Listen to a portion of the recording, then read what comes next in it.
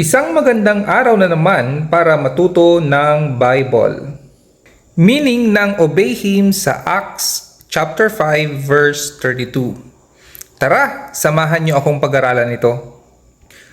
Acts 5 verse 32. And we are His witnesses to these things, and so also is the Holy Spirit whom God has given to those who obey Him. Sabi dito na kung sino daw yung mag-obey kay God ay mabibigyan ng Holy Spirit. Ano ang ibig sabihin ng obey Him? Makikita natin dito sa Ephesians chapter 1 verse 13. In Him, kay Lord Jesus Christ, you also trusted after you heard the word of truth, the gospel of your salvation, in whom also having believed, you were sealed with the Holy Spirit of promise.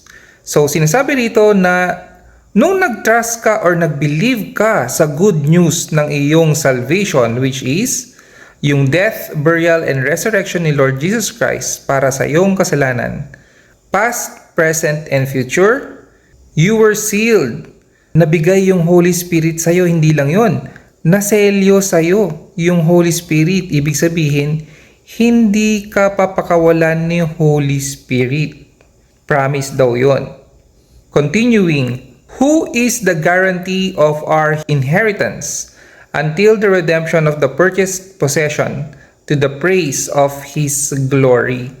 Garantiya daw yung Holy Spirit sa ating mana hanggang, sabi rito until makuha natin ang glorified body or redemption body na prinamis niya. Note lang na ang scripture or ang Bible, hindi niya makokontradict ang sarili niya. So scripture cannot contradict scripture.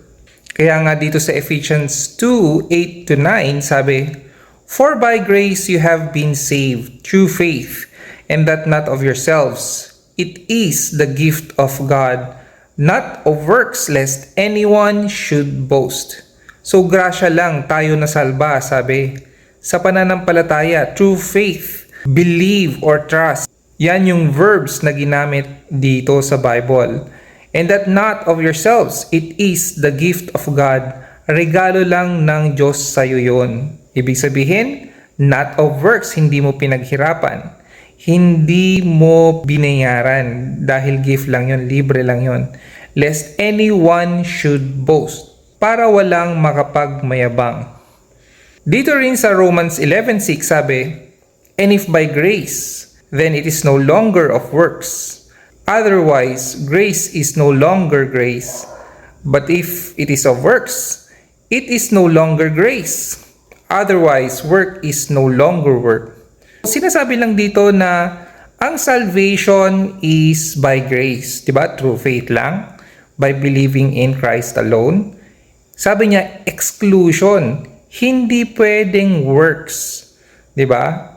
Otherwise, grace is no longer grace. Ibig sabihin, hindi pwedeng maghalo ang grace at works. So kung grace, libre lang. Hindi mo pinaghirapan, hindi ka nagbigay ng tip. Si Lord ang nagbayad nun.